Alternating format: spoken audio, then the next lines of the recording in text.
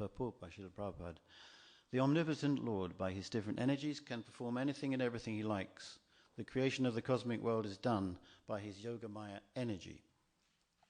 Om Jnana Timirandasya Gnanjana Shalakya Chakshuram Mritum Jena Tasmai Sri Gurave Namaha.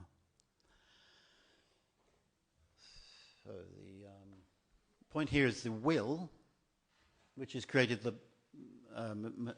world, the will. And that goes for everything that happens in the world to us, because that's how the creation was made. In some Upanishad, I forget which one, there's that, it's a famous aphorism, Eko Bahusham, which means the one desired to become many. And of course, there's a distinction about that one, and that although we are one with that one is different. So again, this emphasis is very strongly pushed by the Vedanta, that Nityo Nityanam, there's one eternal being amongst us eternals. There's one conscious being, Chaitananam. And what's the difference? The difference is that the one, the Eko Bahunam Yo Vidadati Karman. Vidadati means a distributor. So the one distributes to the others according to their karmas, their desires. So that's the difference. But again, you've got this will thing going on, because the creation is created by the will of Krishna to enjoy, to experience rasas, reciprocation with his devotees. So it happens from the subtle to the gross, as it were. That's the process of creation. But it begins with that initial desire. So you've got to be very careful what you desire, because it happens inevitably. There's a big thing going on now. Well, not now. It has been going on for years. There's a book called The Secret. I don't know if anyone's heard of it. But apparently you can get anything you like. You know, if you want to pay your electricity bill, or you've got payments on a car, you just have to sort of think that payment's going to come through any day now. And, then it happens, of course. Or maybe not. But actually, no, that happens in the heavenly planets. That is exactly what's going on. There's no procedure. It's harder in the world we live in, as opposed to heavenly planets, where they do that. They just think of something and it happens. It comes, like a bar of chocolate, like whatever they want, and it's there.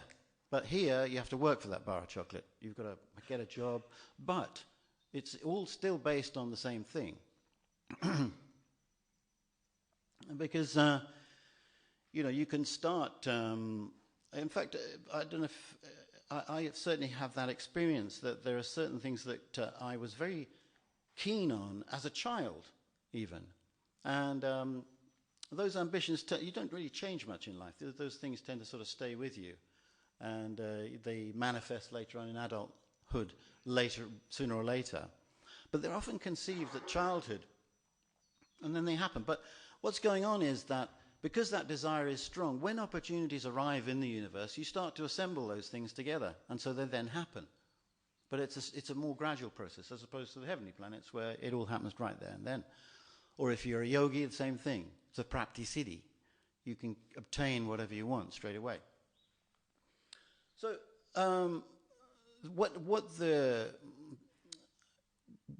we're offered in the world, though, is basically fake news, because we're given the impression that we can enjoy. And this is Bhagavad Gita.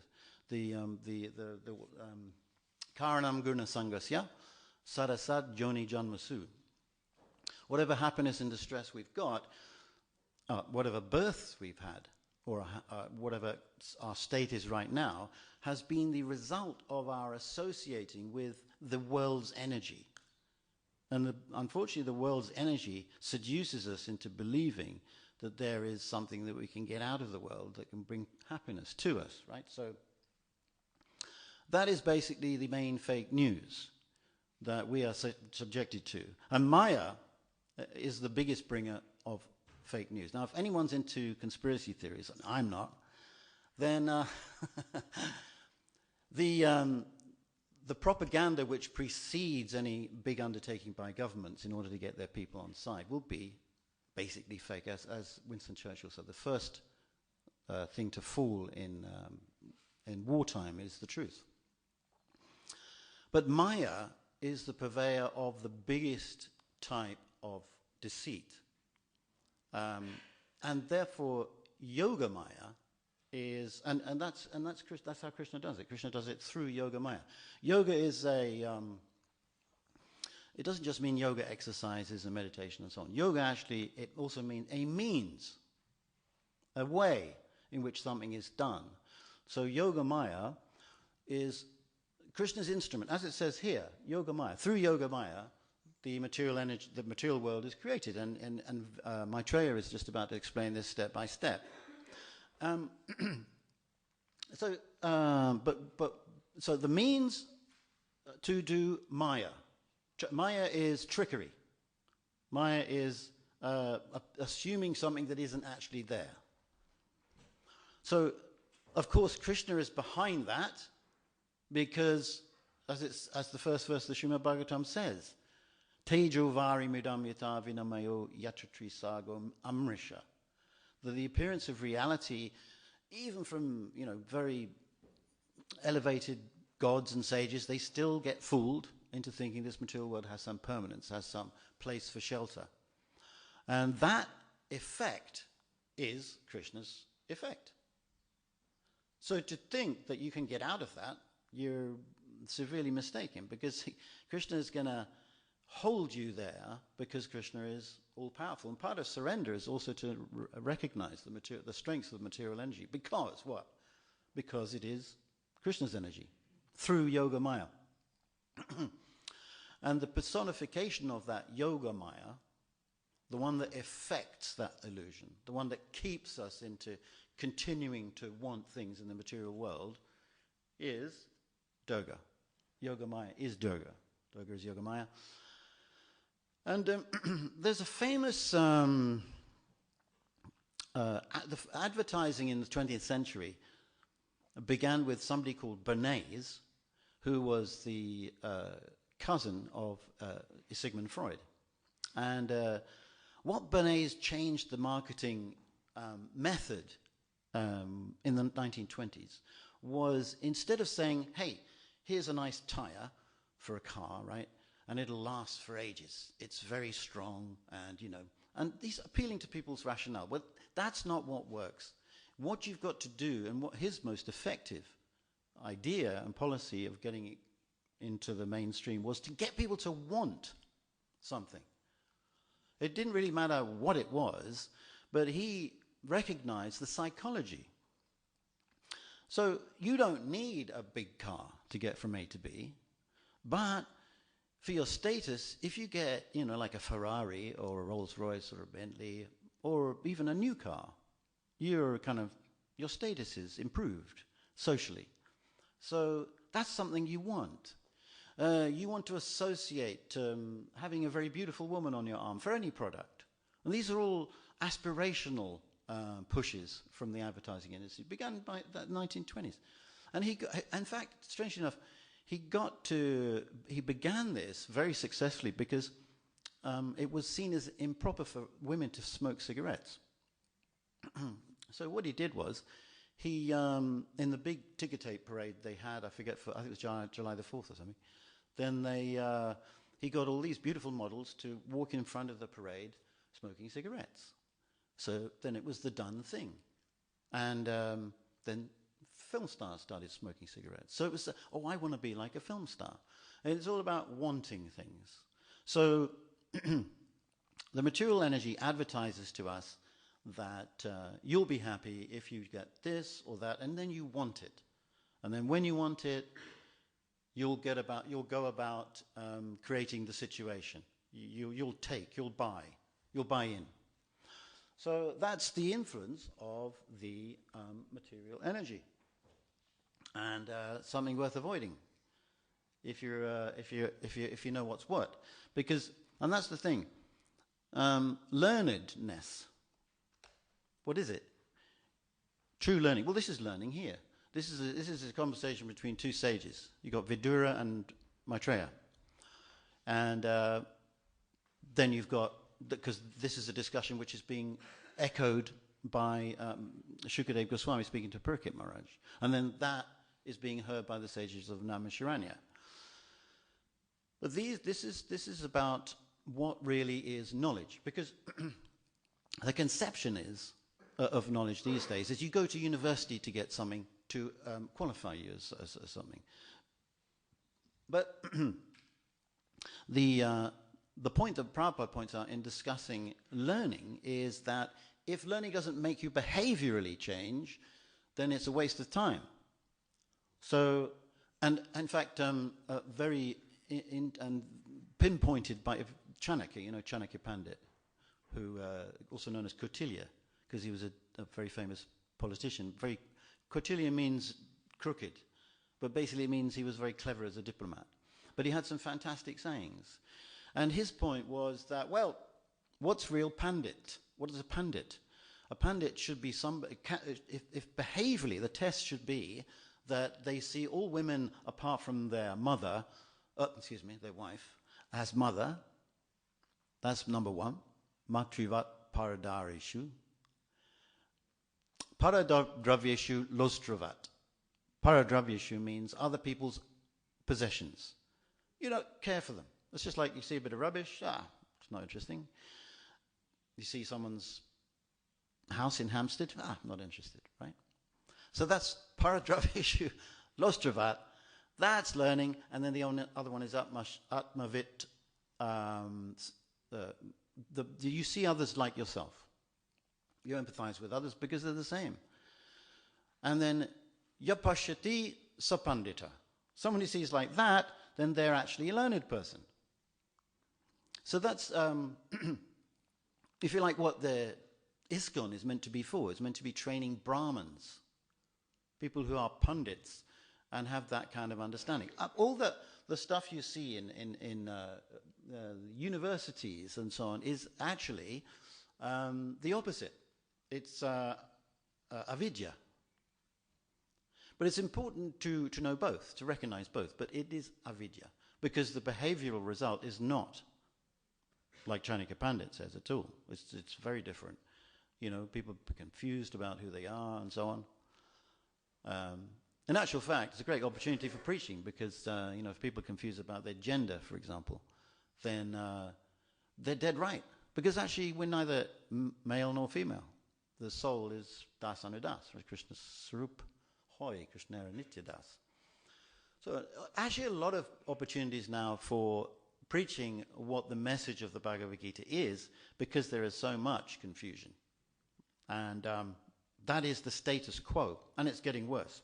The main problem with people today, in terms of how they're very convinced or very set in their views about really weird stuff, is that they are convinced that now we're progressing. The Vedic, the whole thing here is that it's going down precipitously.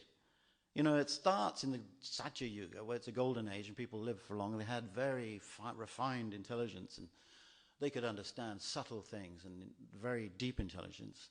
Now, Manda, Sumanda Matayo, Manda Bhagya Hubhadruta. It's going downhill. But most people don't believe that. They think, now we know what's what. We're in touch with, we're really making progress. In fact, now we've evolved to the state where we're so clever that we're going to make ourselves even cleverer by putting some microchips in the brain, right? So because that's evolution. That's the process of evolution. We're just, tweaking it. So Manda, Sumanda, Manda means slow. Sumanda means very slow. Manda Sumanda Matayo means the intelligence. Their intelligence is either pretty slow or extremely slow. Manda Bhagya, and there's a lot of bad luck around. And you see now, it's getting worse. All homeless people everywhere. The economy is just slipping into dereliction. Not necessarily, It's not necessarily that it's just. I mean, there are direct and indirect causes, but you know it's no chance that that's going on because again, you've got a Bhagavatam, interesting Bhagavatam view on that. Dasyu Prayeshu Rajasu, that in this age of Kali, all the leaders they're thieves. Dasyu is worst type of thief. So that Dasyu Prayeshu, almost all the Rajesu, the Rajas, the kings, the governments, the Dasyu, they're thieves, and that's why there's homelessness, and that's why the whole economy is going to pot. Not because there isn't enough. I mean, Prabhupada always said that. The Malthusian theory, you know, that there's not enough to go around and we have to depopulate so that there will be. Well, that's not true, because there is enough. There's always enough because Om Purnamada Purnamidam. The material world is complete in every way. There's no dearth of anything. And if there is, it's just because some people are monopolizing it and keeping it for themselves. So it's a different view. It's very important to see that we're slipping. And it's not the other way around. We're not evolving into higher beings. It's the other. That's the influence of this age. So, the point about Vidura. Vidura. He was the brother of, anybody know? Dhritarashtra. And, of course, Dhritarashtra was always machinating about, politics. He had a gripe. It was quite a fair gripe, really, because, he was blind, but he was the elder brother. So rightfully, he was the heir to the kingdom when Vichitravirya passed away. That's his father and Dhritarashtra's father. But because he was blind, his younger brother, Pandu, took the throne. And when Pandu took the throne, he didn't last very long.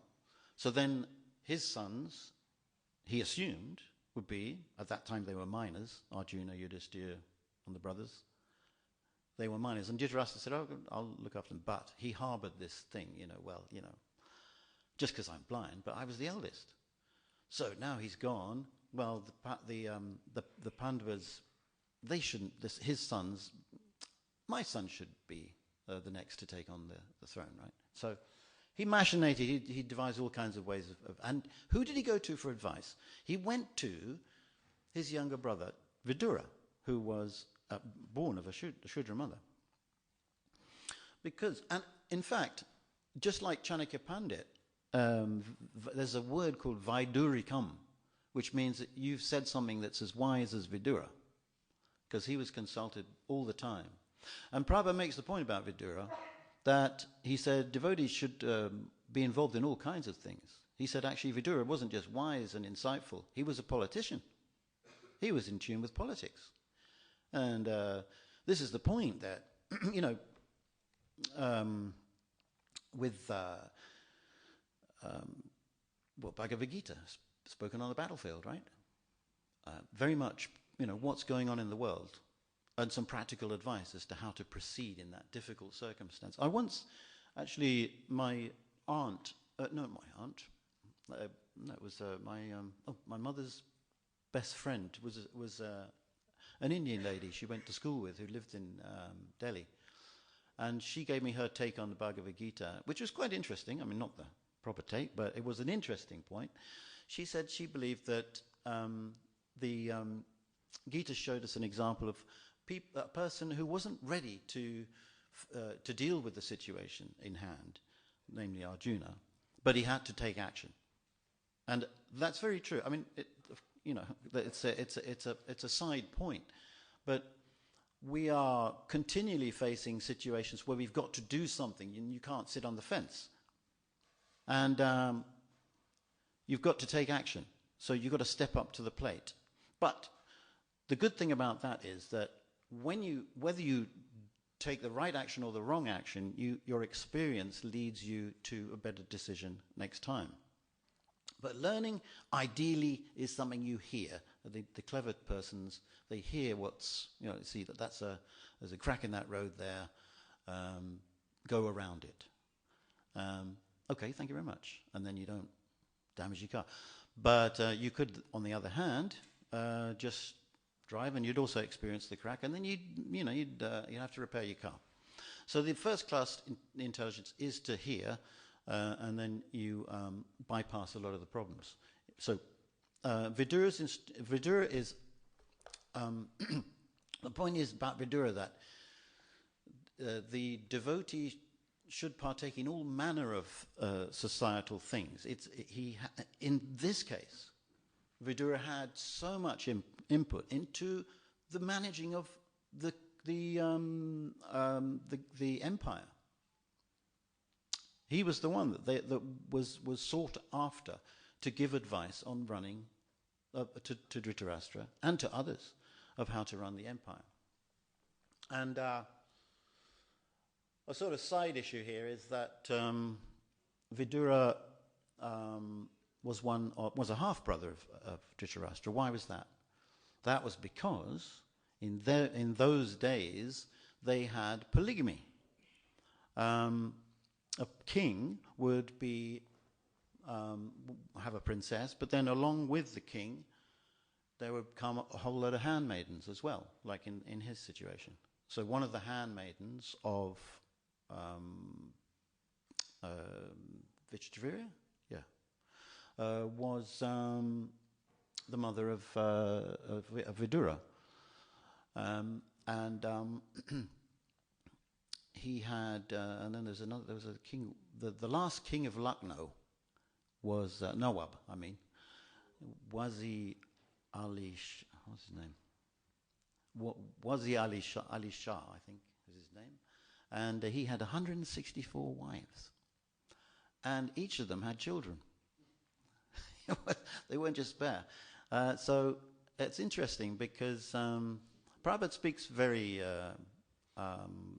liberally about marriage. Because if all women are supposed to be married, then the Vedic system, for the higher caste that was, and the reason for the higher caste was because marriage entails a lot of maintenance. So as long as you could provide maintenance for all those wives, then that was perfectly okay, at least in Vedic culture. And this was also taken up by the Mohammedans. So to say, extraordinary number of wives, begums, I think they call them, 164, and they were all looked after. Famous though, because the English had to provide all the pensions for them when they took over. Sri Sri Radha Gokulananda ki.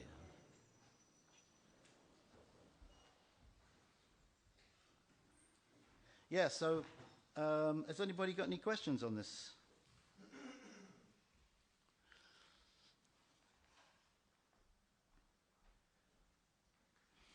Anybody got any questions? Thank you very much. You mentioned there's lots of strange ideas nowadays. Many different advisors, gurus. When we, for example, see internet, there are a number of gurus. Some of them very famous. Everybody listens to them, and then they have many good advices for life. For example, which promotes mood of goodness, which helps. But when I view their talks, spiritually actually there is no value, because it leads all to impersonalism, which is again basically just be good, you don't need God. So I'm just wondering, the good advices today, so it can promote something so I don't know, is it any value of it? I mean, materially maybe, I don't know, you have any take on? Yeah, I mean, if you can put a one in front of anything, you get a value to it. That's the idea, if you put Krishna in front of a bit of so-called spirituality, even you can use it. Like the receptivity these days to Eastern ideas is it's very welcoming, because they've been introduced to that. This mindfulness stuff. It's all very impersonal. It's based on what they call Theravada Buddhism originally. That's where it comes from. So it's definitely impersonal. But what do they know? Yeah, those because finally it leads actually to more step away from God when I just observe. It's good, materially can make you cope better with your problems, be more successful, achieve things, but spiritually actually leads you away from this center point away. So in bigger sense, make your progress even more slow spiritually, which is this ultimate happiness is spiritual, which is in connection with Krishna, connection with ultimate. So in that sense, by happily people walk away from God in that sense. It's very interesting. Yeah, no, I mean, certainly they're trying to cultivate, things that are, get a more comfortable situation and so on. And so that's a materialistic approach to life that's being, put forward. But what I'm saying is I don't think that fear is a very important thing, a very valuable thing if you are preaching to people. There's no point being terrified of an impersonalist. They just don't know. It's a poor fund of knowledge. There's no point running away from them. In fact, the very running away or being scared of some other point of view means that you don't have a strong point. You don't have a strong fixed position. Because if you did, you wouldn't care. Even if someone was a better arguer than you were, you wouldn't mind because, that's a load of rubbish anyway. I know better. But you may not be very good at debate. So it doesn't make it, well, that's, isn't it? That's the madhyam supposed to be, the faith is strong. And, but I would say when it comes to the things that are being pushed in terms of wokeism, which you would include mindfulness in that, and gender, confusions, to most sane people it's nuts. But if you're, if you're at this sort of cutting edge of progressive modern life, you think, this is cool, we're liberated and all that. However, there is a good side to it, and that is everyone's becoming vegetarian. When I became vegetarian, my mother practically fainted. I'm not kidding. She had almost had a seizure. And now, you're vegetarian, it's like, oh, cool. So that's pretty amazing. I mean, I don't know about the laboratory meat, but it's still extraordinary that there is, there people are really, disparaging about, the slaughtering in slaughterhouses and so on. That's that there's a receptivity at the same time. It's strange because it's like it's the worst kind of darkness, but yet there's also an opportunity to talk to people. Well, you don't know who you are. Are you a they, she, a we, or whatever? And then, actually, you're a spirit soul. Which has nothing to do with that temporary designation you've got there. Oh, how interesting. I was confused, now I'm not. So that's one thing. And then there's the other thing is, what's the other big one? Mindfulness. That's Theravada. But who knows anything about Theravada Buddhism? All it would take would be for the devotees to come in and hijack the situation. Well, here's mindfulness. Look, this is, you want Nashochati, Nakangshati? Oh, we got it. It's much easier too. You don't have to sit there and fall asleep when pretend you're meditating. So there's lots of good things about it. It's not something to be. The what's the word? The utility is the principle. The yukta vairagya. The engaging of the dovetailing of everything that's coming at you, because it's all Krishna's energy anyway. And he's in charge of it. So there should be some good aspect of silver lining of spiritual Krishna consciousness, as it were. Do you have a question, Prabhu? Sorry. Yeah.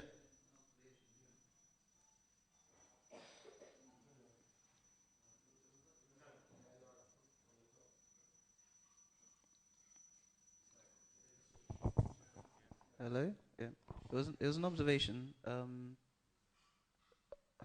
So I think we tend to demonize any type of material advancement, but in my experience, when things are really bad materially, things either go in one or two directions. You either lament and you look for an answer to your suffering, and then that can tend to bring you more towards spirituality.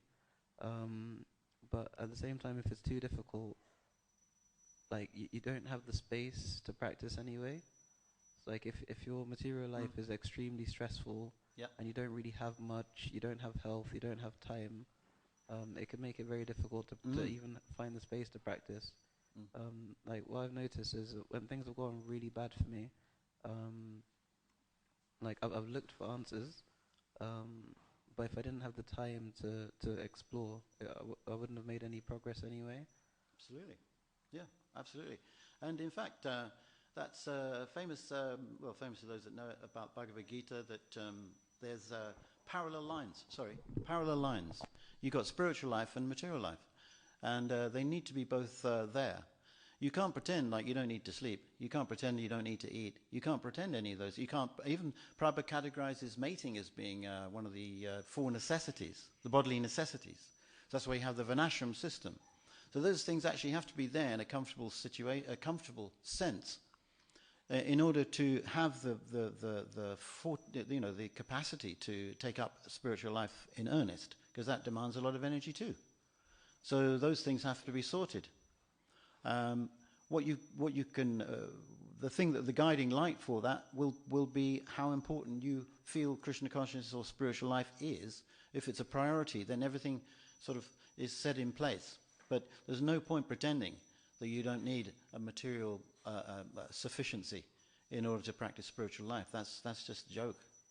Yeah.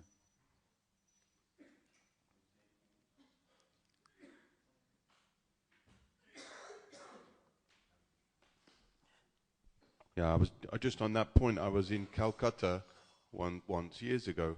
There was a big poster says poverty is the root of evil, and it said A.C. Bhaktivedanta Swami Prabhupada. And I never found that quote, but it's interesting that they put that up. That if you're too poor and you're suffering too much, then you won't be able to have the space in your life and time to receive knowledge.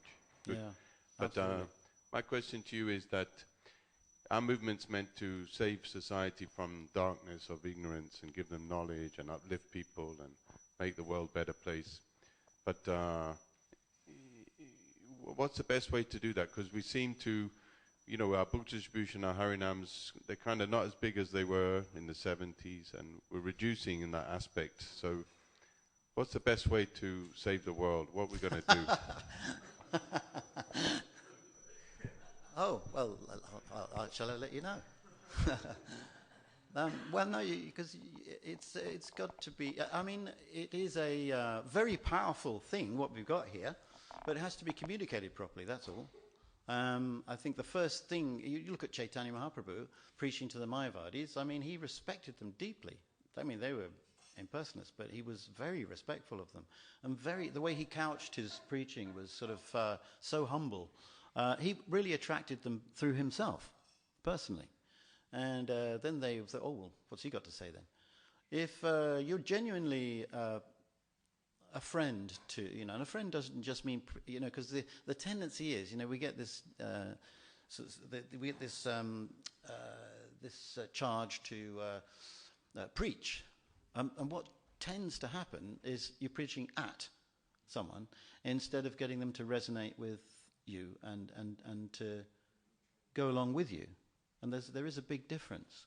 So I think the more friendly we are with people, then the more likely they are, the more we can relate to them in all their aspects, because you've got the spirit, yeah, okay.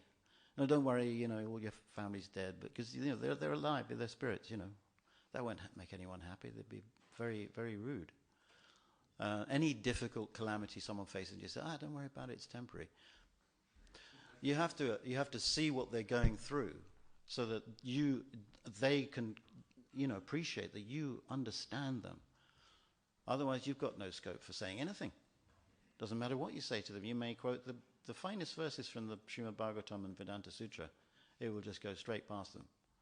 Unless you've established an actual personal relationship with them that is only ever, and that, it's not that somehow you become, a Vaishnav and then you're a magnet to every living being. Because, you have to, that has to be something you earn. And, but I do think, it's clear that this culture is phenomenal.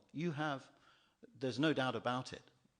Those who studied the Vedas when they first came out in the 19th century were available to Western thinkers.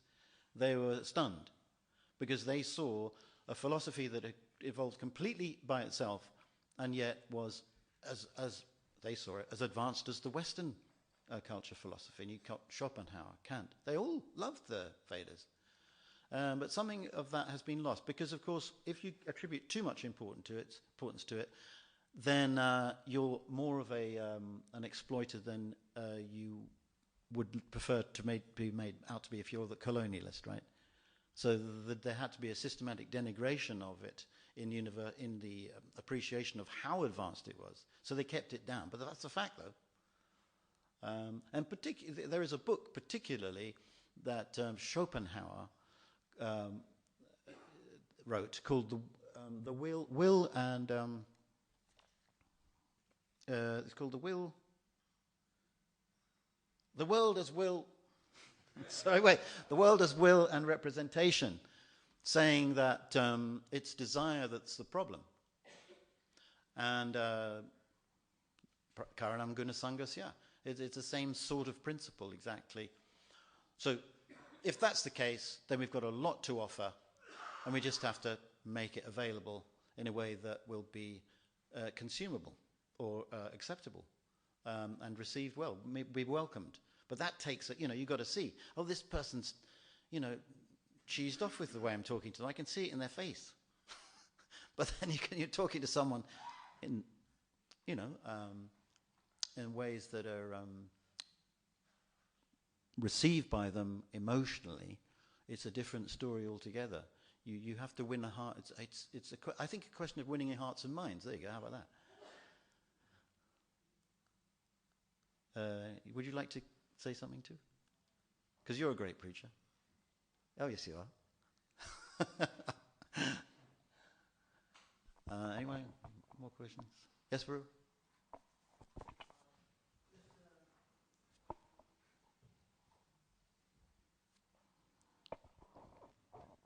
Just speaking on the principles laid in Bhagavad Gita from Prabhupada, he says, it's in chapter 4,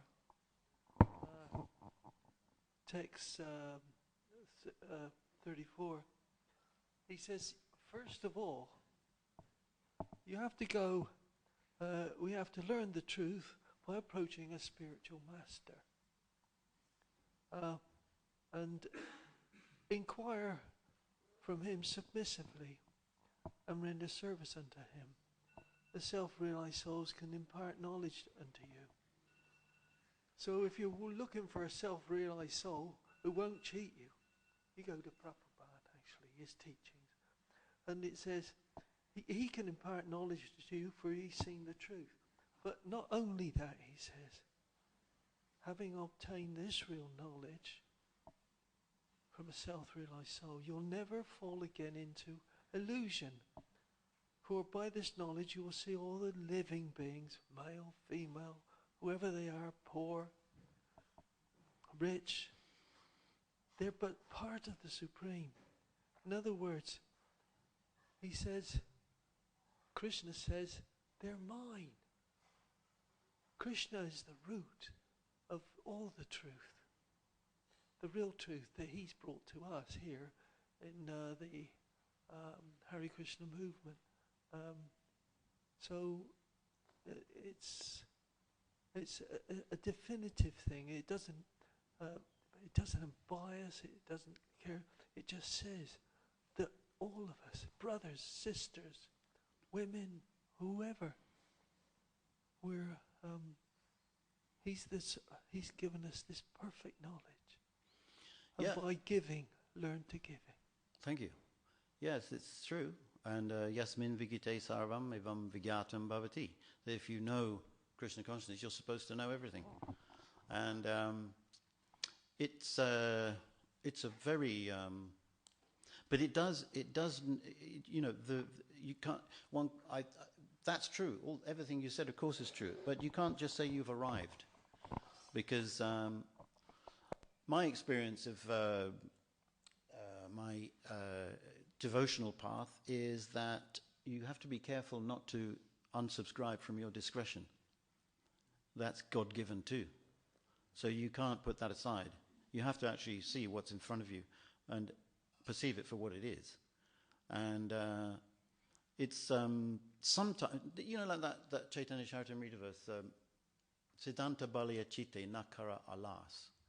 There's a sort of laziness sometimes that comes when you don't properly look at what your siddhantas are and what their ramifications are.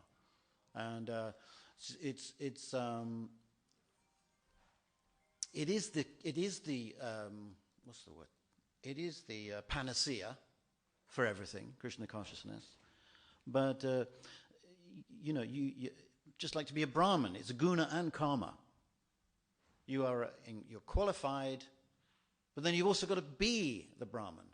Your karma, you've got to do it in karmic. You've got to actually do it in, so it's both. Otherwise, it's not the whole package. So it is an application of this wisdom into, and that's, talk about the brain for preaching. Got to have a brain for preaching. It's not just going to happen.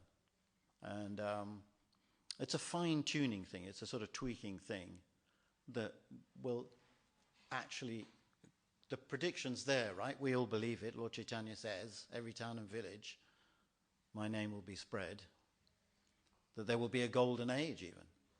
So, yeah. But we need to be working on all levels in order for that to come about. And even, like I say, Vidura, he was a politician. He wasn't just because he was a devotee, he was just doing arti. He was involved in these incredibly complicated diplomatic situation of the time at the top level. And he was notably a very famous devotee. But thank you for that very important point there. Hare Krishna.